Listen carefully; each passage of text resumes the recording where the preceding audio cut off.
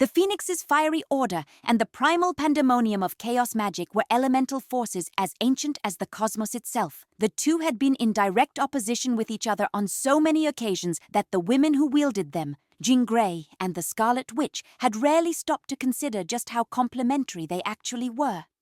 So when Jean and Wanda finally found a way to bring their powers together in perfect unison on the field of battle, it resulted in a cycle of harmonious strength unlike anything either of them had experienced before.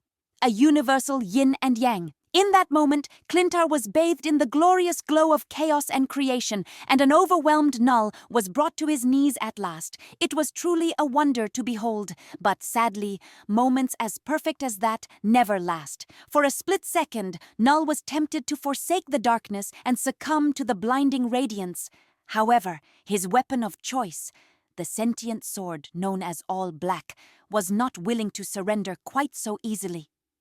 The Necrosword found its way back into Null's grip, forcing its master to remember their connection and their mission, to spread their oblivion across all that is. It wasn't long before Null rose once more, his determination renewed, and as the living embodiment of the eternal void, the King in Black could see what others could not, the dim spots where the cosmic Taiji's brilliance failed to shine at its fullest. Null soon recalled how his new queen, Hela, had succeeded in damaging the Phoenix Force, leaving it fractured and incomplete.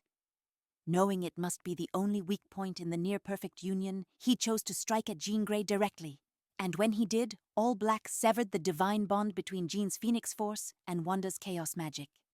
The two warriors fell from the skies above Clintar like angels plummeting from the heavens, and what awaited them below was a hell unlike any other.